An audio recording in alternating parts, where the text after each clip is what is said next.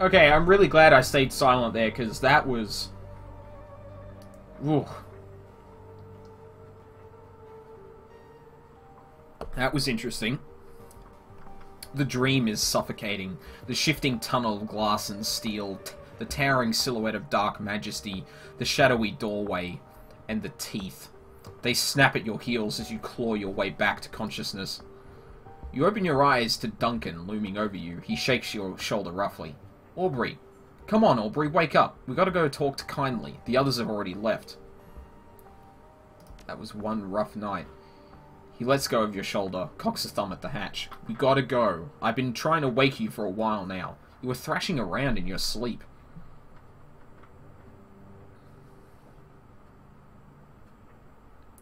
Glad you did. I was having one hell of a nightmare. He reaches up and rubs the back of his neck. Yeah, I didn't sleep well either. I had a bad dream last night too. What about? He shrugs. I never remember my dreams all that well. It was probably motion sickness. Not used to sleeping on a boat. I woke up a little while ago and hit the head. Then I came back and woke you. I don't know what that means. I'll survive. His fingers hit a knot. He winces.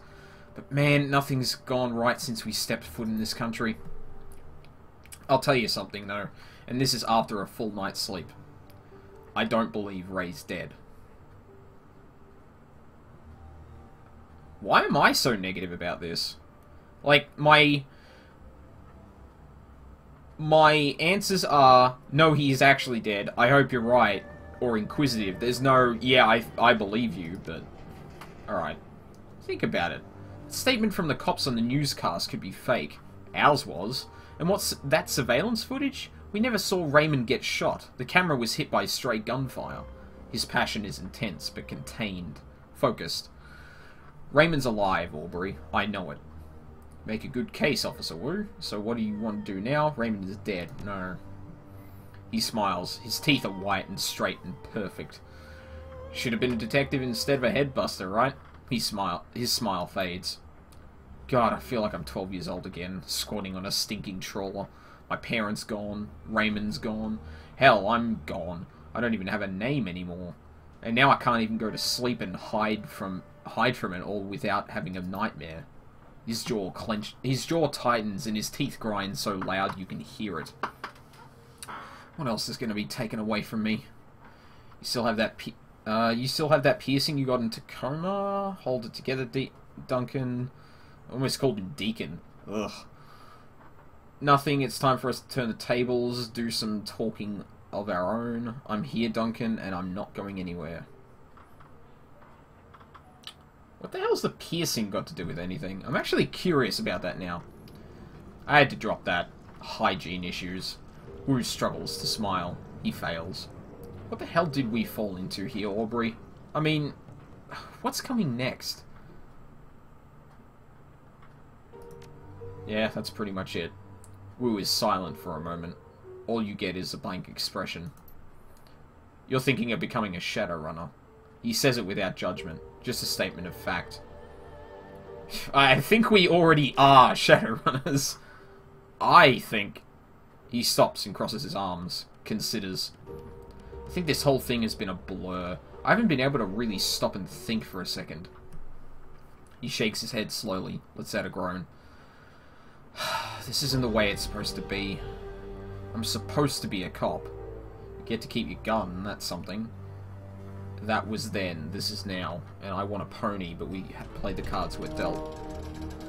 He drops his hands to his hips and takes a couple of deep breaths. That's right. That's right. It's like Ray always said. Shut up, Duncan, and let Aubrey do the talking. Life is improvisation. When the winds of change blow, some people build walls, others build windmills. He chuckles, finally. Raymond never said that. It was our housekeeper, Mrs. Maloney. She had it tattooed on her back, right? How'd you see it? Don't mess with me, woman. You know I've got anger management issues. Alright. He checks his watch. Gobbert and Isabel left a while ago. We should get going to see what the Triad lady has to say. I agree. Let's go and meet Kindly again. And let's see if we can finally find someone who sells magic. Because I need spells, damn it. Like, if I'm gonna be the, magic user that has, like, 1 or 2 spells and it does literally nothing else, it's gonna be a bad time. I don't even have that good, mage buffs, either. Like, the only thing I've got is Heal Wound. Oh well. We should get the opportunity to, do whatever once we've, Oh. I think we've interrupted something. Kindly's place reeks of stale cigar smoke and fresh urine. Ugh. The clicking of mahjong tiles is strangely absent. In its place, a low murmur of laughter and an air of eager anticipation. All eyes are focused on the groaning figure kneeling bloody and bound at the feet of Kindly Cheng. She beckons to him with her fingers, and he struggles towards her, the loud rustling of the plastic trap crackling under his feet as he moves. His pants are wet with fear. And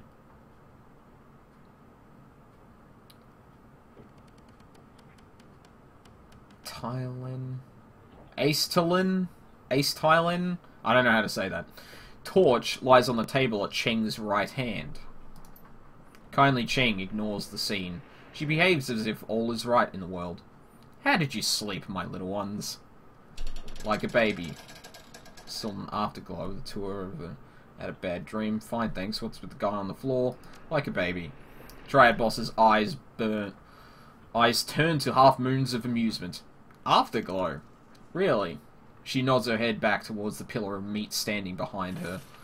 Then you should be delighted to say hello to your old friend, Strangler Bao. He's here because of you.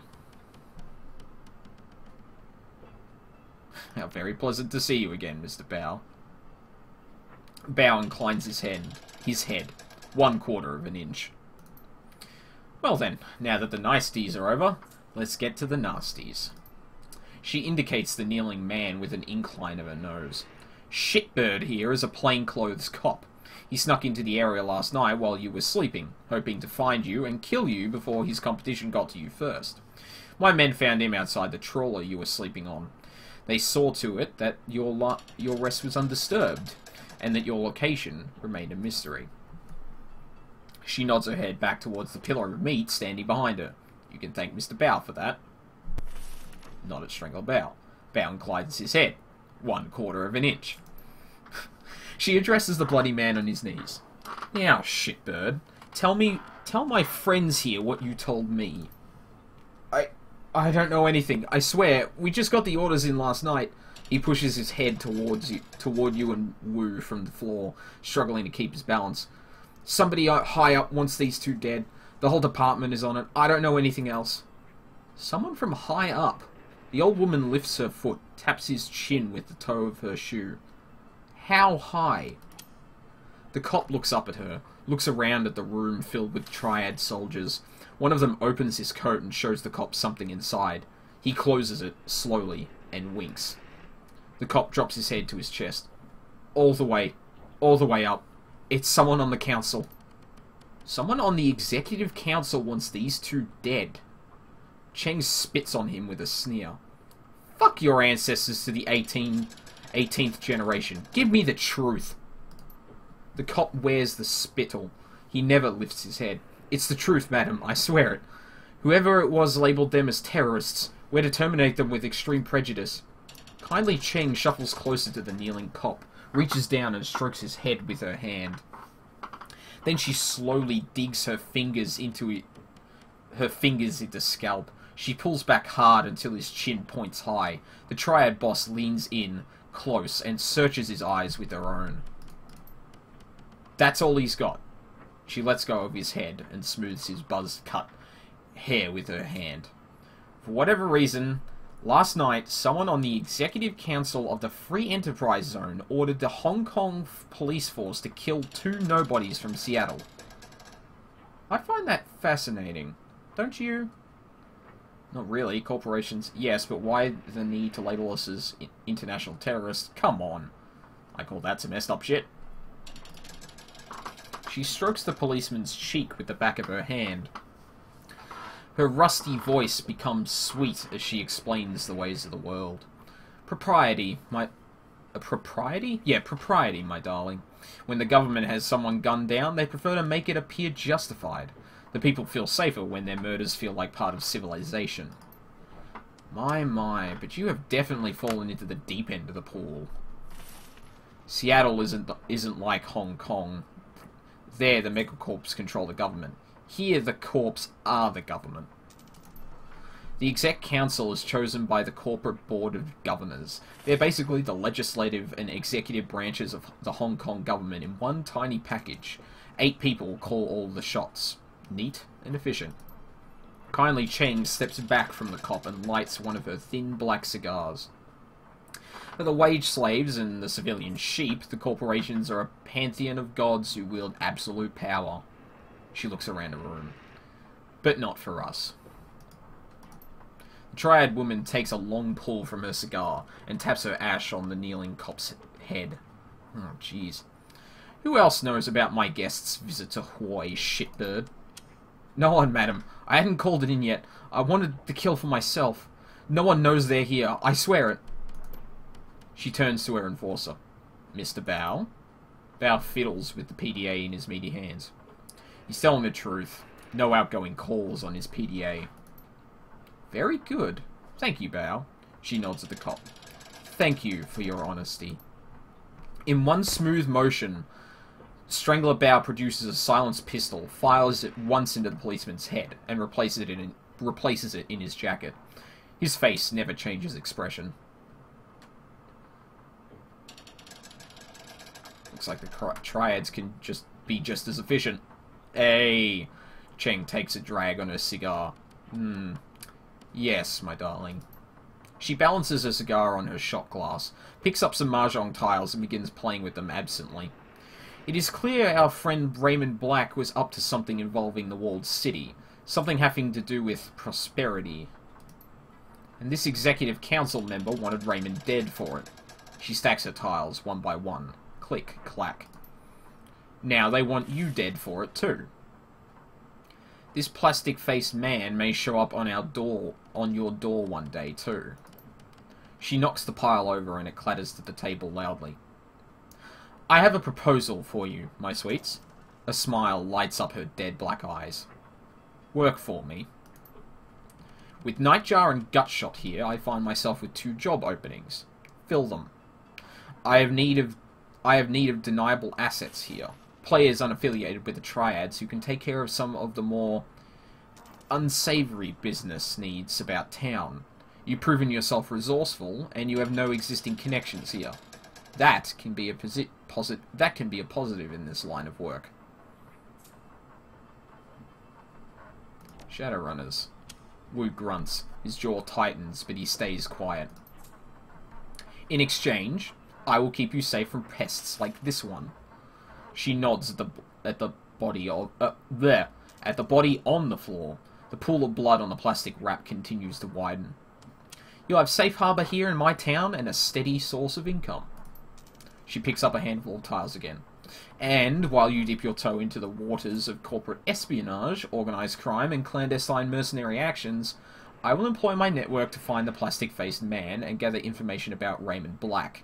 Where he's been, who he's talked to, who stood to gain from his death, what this prosperity could be. Putting out a lot of effort to help a pair of foreigners. Not foreigners, my sweet. Valued business associates. I need to learn who killed one of my clients and then order the cops to execute my team of Shadowrunners. Her voice drops and she becomes deadly serious. This is a brazen disregard of my power. Face dictates it must be confronted, or I stand to lose everything. How would the arrangement work? We're Westerners, isn't that a liability in this business? She just said that wasn't a liability, so no. We need to find out who killed Raymond and why. How would the arrangement work? I find the right jobs for people with your talents. You do what our clients cannot do for themselves. I take a finder's fee and a small percentage of your earnings. You make a lot of new yen very quickly. It's all very civilized. She leans in. Work with me. Allow me to help you make money. Let my network work for you, and help you find out what you've gotten yourself into. Without my help, you won't last a day out here. You are completely out of your depth, I'm afraid. You need a partner. Kindly Cheng will be your partner. Wu's hands go to his hips. He drops his head and shakes it a little amused. It's just like you said, Aubrey. Shadowrunners. Glad I had some time to think about it. Process. He grips the back of his neck, squeezes hard, rips his hand away. Ah, fuck it. I'm not a cop anymore. That guy's dead. He nods. The decision's made. I'm in. What about you? I'm gonna check something really quickly. Okay, we're still good.